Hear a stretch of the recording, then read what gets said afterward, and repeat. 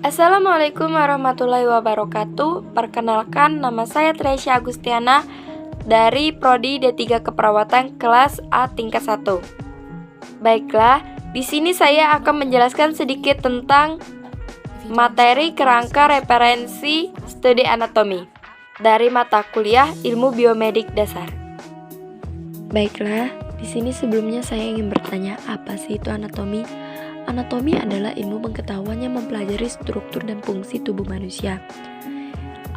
Ilmu anatomi ini berguna untuk sarana komunikasi antara dokter dengan tenaga kesehatan lainnya. Mengenai struktur dan fungsi organ tubuh manusia, yang perlu kita ketahui pertama adalah posisi anatomi. Posisi anatomi yang telah disepakati oleh seluruh pakar yang ada di dunia untuk memudahkan kita memahami anatomi itu sendiri. Nah, posisi anatomi pada gambar tubuh yang lurus menghadap ke depan dan tangan yang terbuka seperti pada contoh gambar. Setelah kita memahami posisi anatomi, sekarang istilah-istilah yang berhubungan dengan posisi, yaitu bidang. Bidang telah terbagi menjadi beberapa bagian. Yang pertama itu mid-sagittal. Bidang mid-sagittal adalah bidang vertikal yang terletak di sumbu tengah tubuh. Bidang ini akan membagi tubuh bagian kanan atau biasa disebut para dokter itu dextra, dan tubuh bagian kiri yang biasa disebut oleh para dokter itu sinistra. Yang kedua ada itu bidang paramedian. Bidang paramedian adalah bidang vertikal yang terletak sejajar dan di samping daripada bidang mid-sagittal. Dengan adanya dua bidang ini, maka kita mengetahui istilah medial dan lateral. Nah, sebagaimana di slide ini, kita akan lihat di sumbu tengah terdapat bidang mid-sagittal yang membagi antara bagian tubuh kanan atau dextra dan bagian tubuh kiri atau sinistra. Dan di sebelahnya juga bidang vertikal dan sejajar dengan bidang mid-sagittal adalah bidang paramedian. Nah, bagaimana kita memahami istilah medial dan lateral?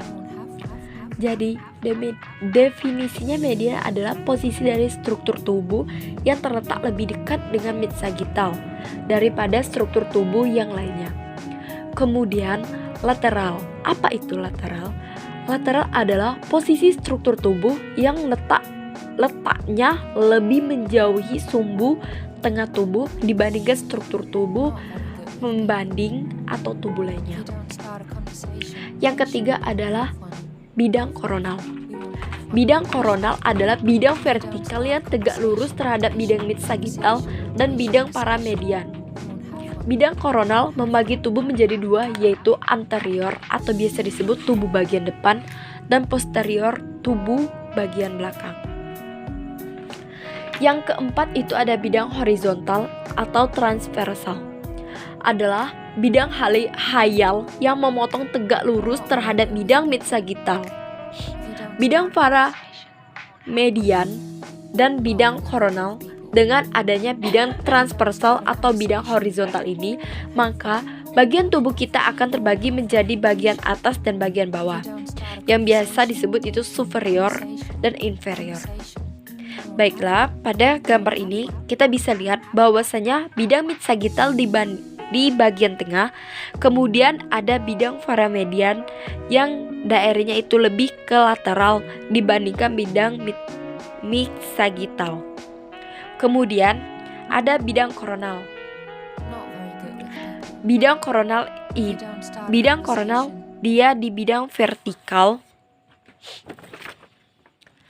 yang tegak lurus terhadap bidang paramedian dan bidang mid-sagittal.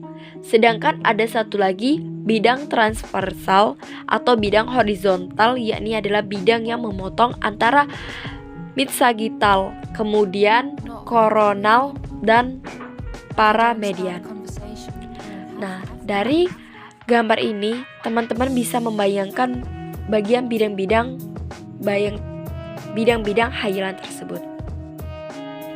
Untuk selanjutnya, gambar ini teman-teman bisa kalian lihat depan anterior, bagian belakang itu posterior, kemudian bagian atas itu superior dan bagian bawah itu inferior. Mungkin inilah sedikit penjelasan